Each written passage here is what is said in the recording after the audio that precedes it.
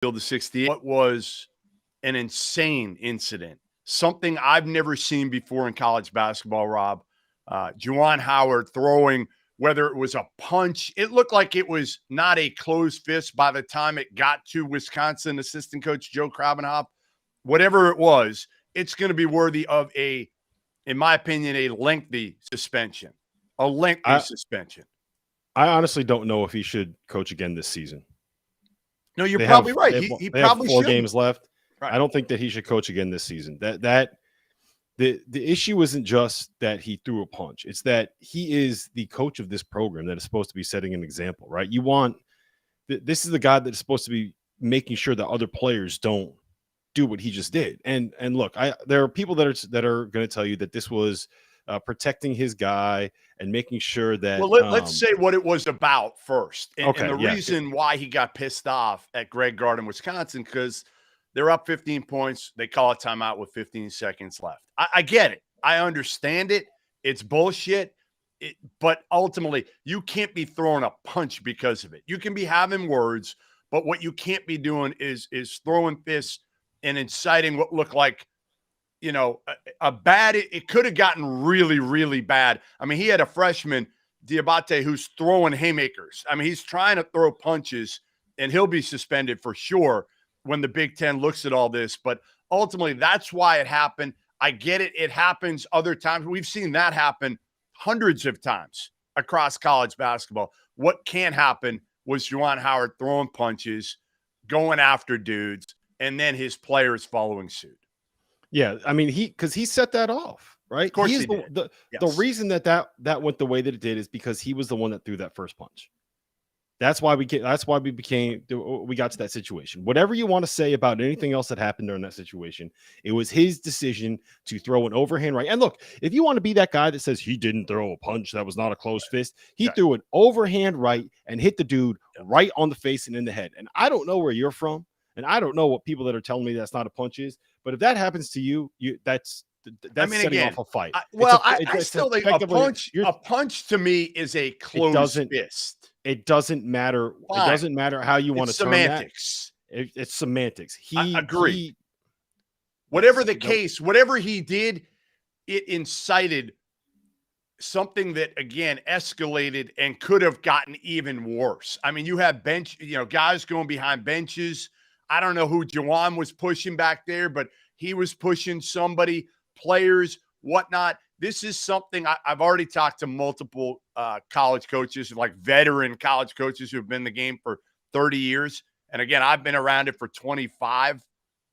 And they all said, we've never seen anything like this. The last time one of them said was Woody Hayes, in college football. Mm-hmm. So I think this is something that, again, the big question is, if Jim Delaney was there, Rob, and he was still the Big Ten commissioner, I'm telling you, Juwan Howard wouldn't coach another game this year.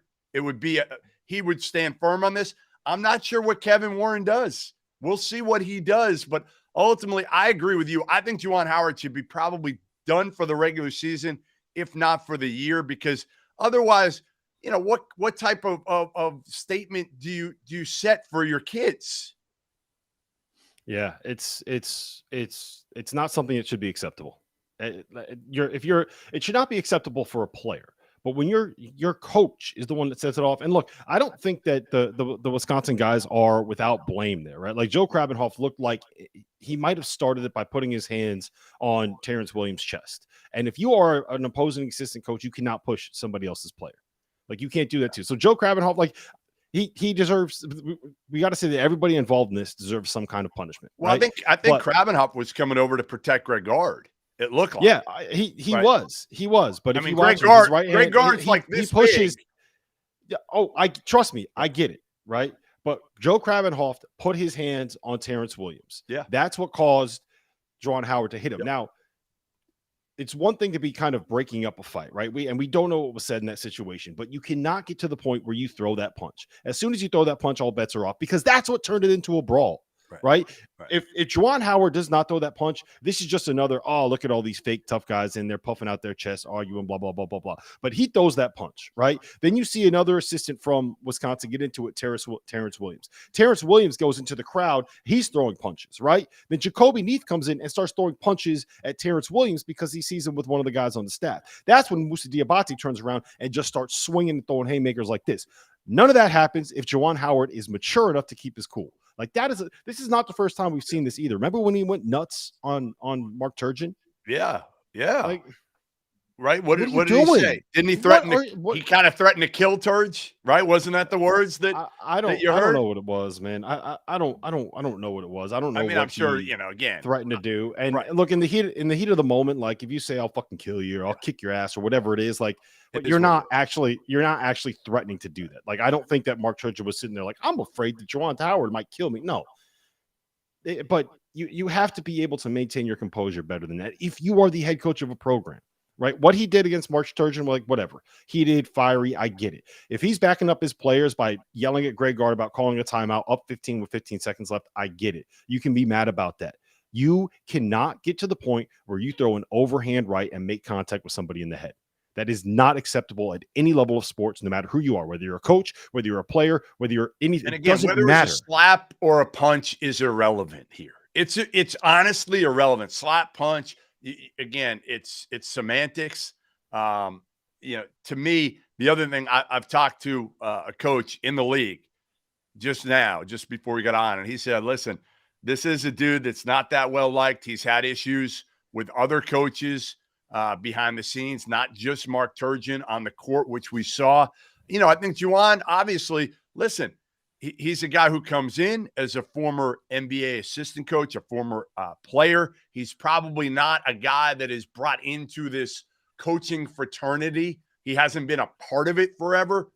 But ultimately, again, you cannot handle yourself the way you did today and throw a punch, throw a slap, whatever you want to call it, an open-handed hit at another coach and escalate this thing to the point. So you would give him, Rob, you would hit him with a suspension. He does not coach again this season, period. Let me check and see. Let me bring up their schedule because I think that it's what do they have? 4 games left. I want to make sure I have it right. It's not that long. I mean, we're at the end here, but they're a team right on the bubble. They have 5 games left after this, and then the Big Ten tournament. And if they get there, the NCAA tournament, I would say at minimum, no more regular season and no more Big Ten tournament.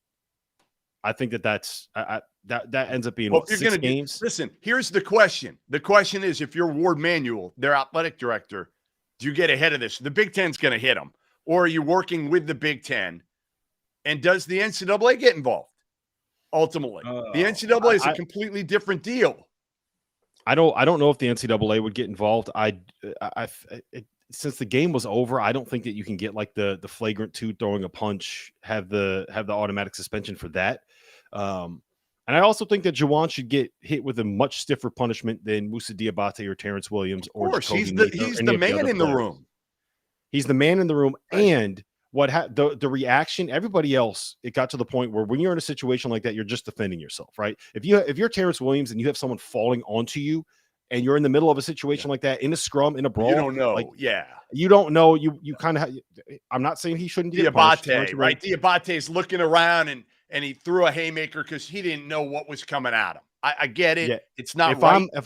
If I'm the one making the decisions, I say Juwan Howard doesn't coach again until the NCAA tournament, and then Terrence Williams, Musa Diabate, Jacoby Neath, and any other player in that situation that we see throwing a punch should get a suspension as well. And I think Joe Krabenhoff should get a couple games. That's what I would do. I'm coming in. You have I'm dropping.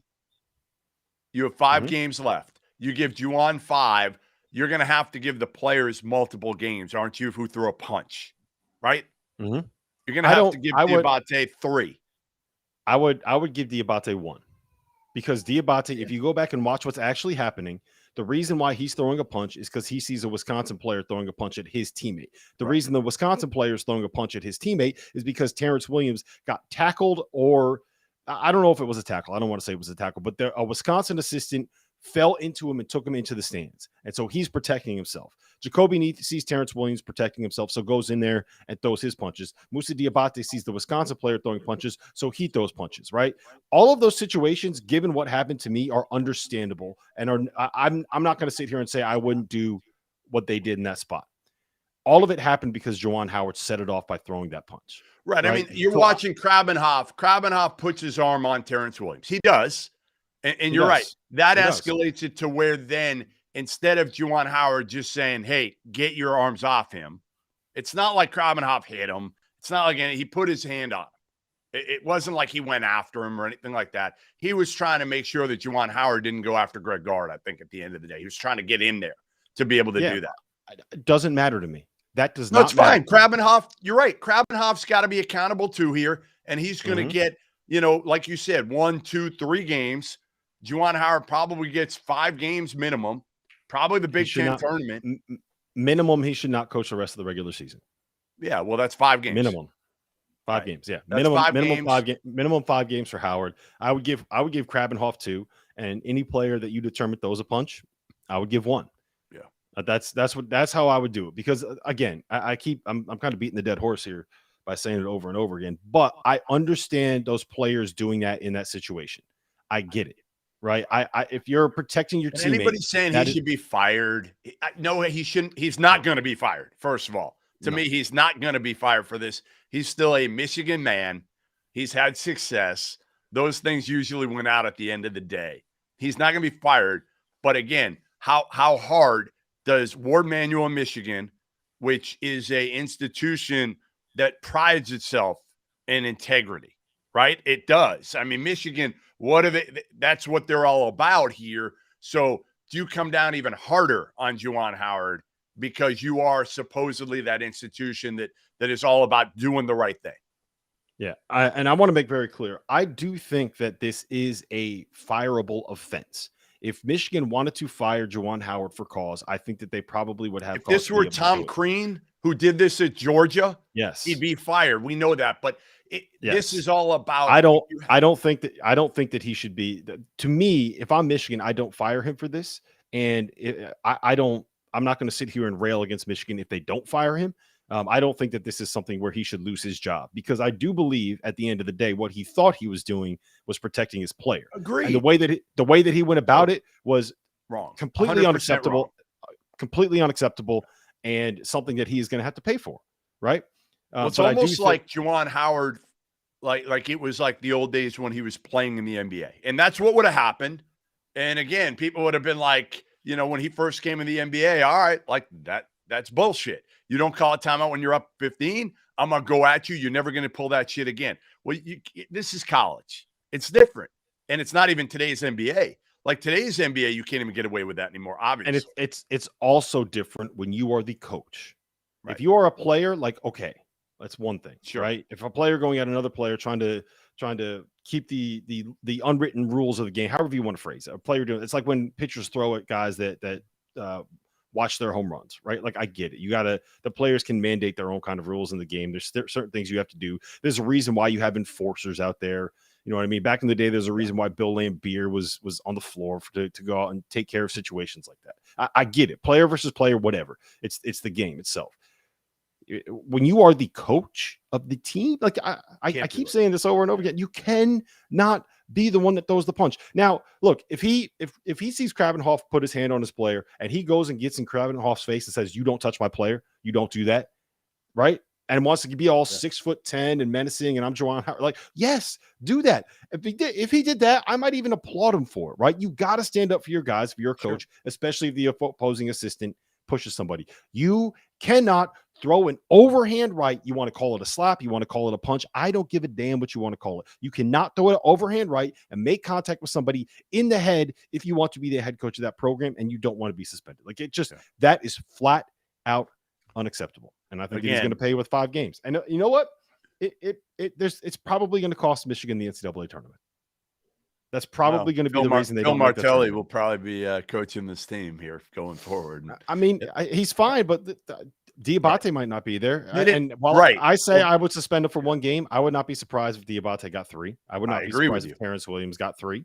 And if all of that happens and you're sitting here, you're already reeling. They've lost what, like 3 of their last 5, two of their last 3, and 4 of their last 8. They're right there on the bubble. Like, can they afford another loss? And look at the schedule they got down the stretch, man. Rutgers has been awesome. They got Illinois, they got Michigan State, they got Iowa, they got Ohio State. They played 5 tournament teams down the stretch. Now 4 of them at home, but they play 5 tournament teams. They could legitimately go 1-4 in that stretch, and nobody would be surprised. And they're done. Yeah, no, listen, you're absolutely right. This could have cost them. And again, they played well in the first half of this game.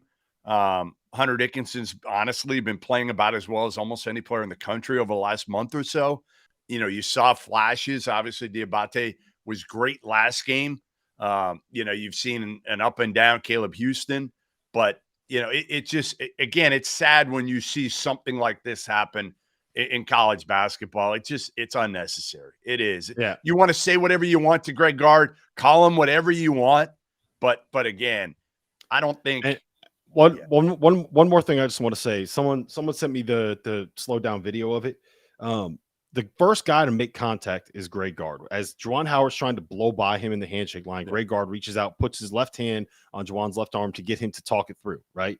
I'm assuming that's what it is, and that's what set Howard off. But then you see Howard grab him by the shirt. I didn't see the left hand at first, but then you see Howard grab him by the shirt. None of that matters, though, because Greg Gard's not the one threw an overhand right and made contact with somebody's head. He's not the one that set off the brawl, so it's not acceptable. It is not, and I'm sure we'll get something here from the Big Ten. You would think as soon as tomorrow.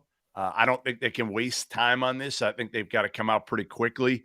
But again, Kevin Warren, not Jim Delaney. I will say that much. Not Jim Delaney. Jim Delaney was known as probably the toughest commissioner out there. I was just texting with a commissioner of another league and asking him what he would do in this situation. And he told me I would suspend him for the rest of the regular season and conference tournament. Juwan Howard. Juwan Howard in the press conference, this is from Michael Cohen, said that Howard said that it was unfortunate that some of the players also threw punches, admired them for backing each other up, but didn't want it to go that way. And he did not apologize for what happened. So take from that what you will. But there you have it. All right. Well, listen, this was kind of an impromptu reacts to Juwan Howard's punch, slap, whatever you want to call it, at Wisconsin assistant Joe Krabenhoff, or the Badgers calling a timeout when they were up 15 with about 15 seconds left.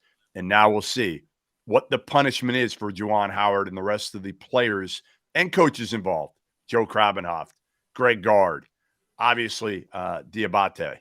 And I would assume it'll come down as quickly as tomorrow.